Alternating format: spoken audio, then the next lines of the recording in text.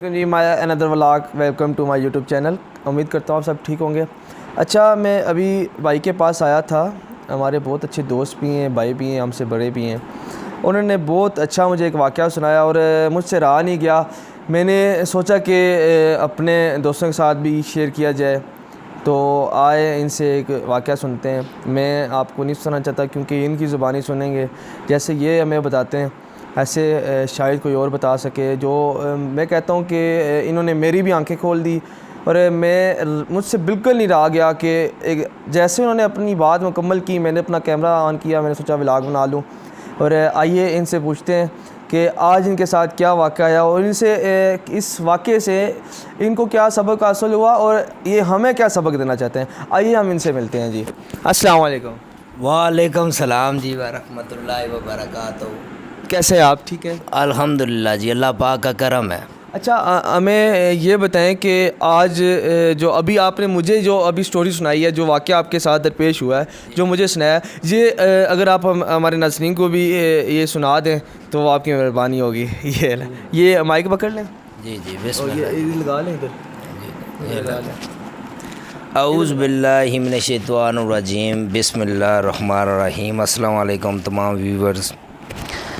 اچھا جی, واقعہ کچھ اس طریقے سے ہے کہ میں گاؤں میں گیا, وہاں پر ایک بزرگوں کو دیکھا. بزرگوں کو دیکھنا کوئی بڑی بات نہیں, اچھی بات ہے.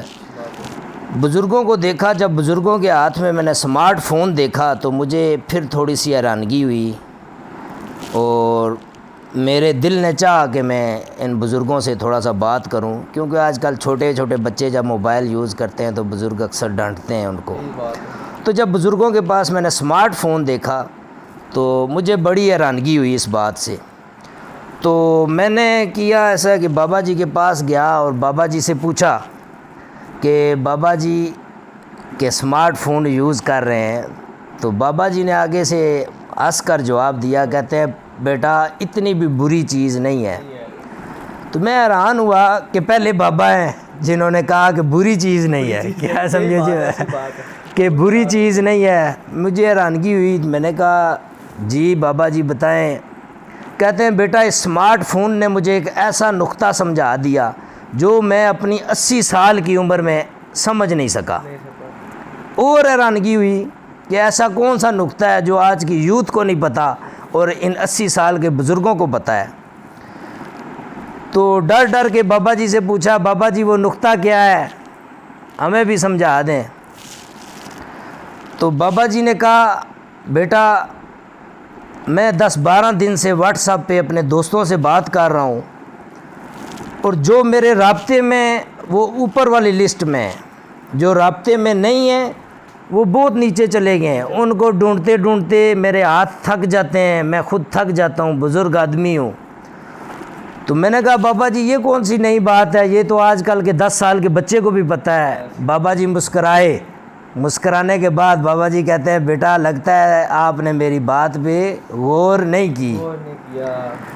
میں نے کہا بابا جی تھوڑا سا کھل کے بتائیں, تفصیل بتائیں کہ معاملہ کیا ہے, نقطہ کون سا ہے ایسا.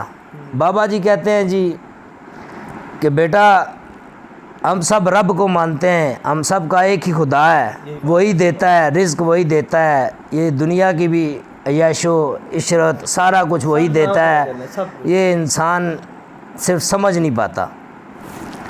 تو بابا جی کہتے ہیں بیٹا جو اللہ تعالیٰ کے ساتھ رابطے میں رہتا ہے وہ اوپر والی لسٹ میں رہتا ہے. بے شک ماشاءاللہ, کوئی شک نہیں. جو اپنی غفلت کی وجہ سے جو بھی خدا سے دور ہو جاتا ہے وہ لسٹ سے بہت نیچے چلا جاتا ہے. جو لسٹ سے نیچے ہوتے ہیں انہیں ایک انسان کو ڈھونڈنے میں بھی تکلیف ہوتی ہے اور خدا پھر نہ ان کی دعائیں قبول ہوتی ہیں, نہ ان کے گھروں میں برکتیں ہوتی ہیں. اور جو اوپر والے لسٹ میں ہوتے ہیں ان کی دعائیں بھی قبول ہوتی ہیں اور برکتیں بھی ہوتی ہیں.